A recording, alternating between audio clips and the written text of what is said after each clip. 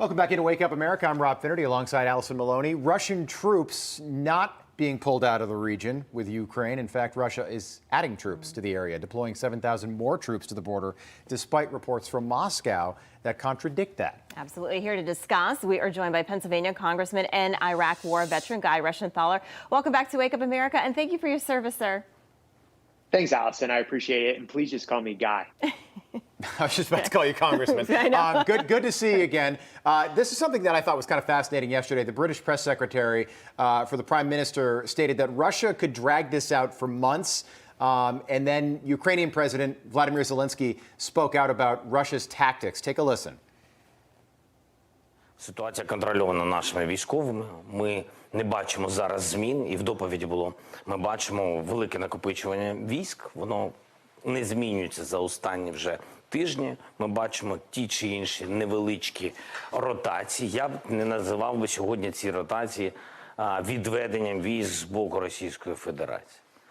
Ми не можемо це констатувати.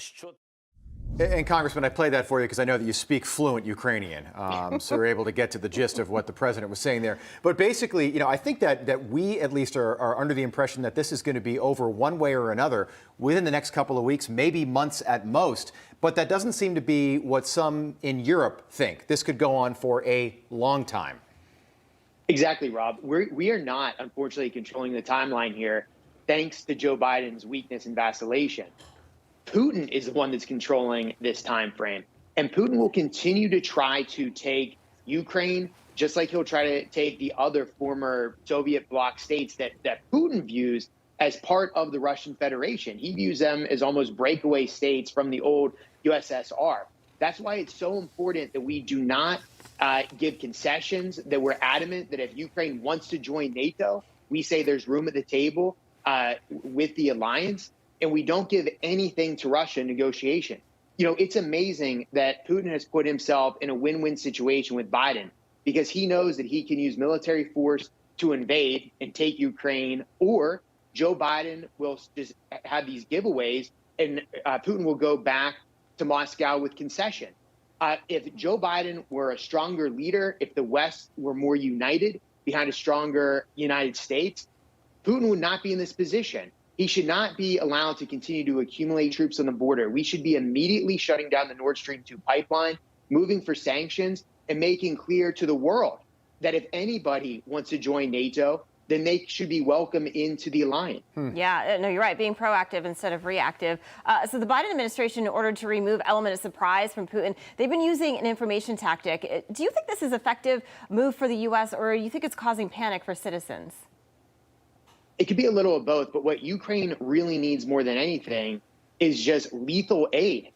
We need to make sure they have anti-tank missiles, ground-to-air missiles, what they need to wage a guerrilla war if it comes to that. We need Russia to know that the Ukrainian military will have the material and the weapons they need to fight a long, protracted war against Russia to make this as painful for Putin as possible. If Russia thinks and Putin thinks that they can roll into Ukraine and subdue it within a matter of days, there's very little disincentive for Putin not to invade. No, that's a good point, solidarity. So I think that's a good point. I don't think that gets brought up enough because if he does invade Ukraine, we're going to sanction the heck out of him. It's going to ruin the Russian economy, and it's not going to be good because Russians, just like Ukrainians, are going to be sent home in body bags. That's a fact. That's what will happen here. But if Putin does not invade, is that a win for Joe Biden politically? Well, it'll be, let's see what else happens. This is going to have more ramifications than just Ukraine. Remember that we are in a treaty obligation, the Budapest Agreement, to protect Ukraine against Russian aggression. The Ukrainian government gave up their nuclear weapons voluntarily with the assurance of Great Britain and the United States that we would protect them against Russian aggression.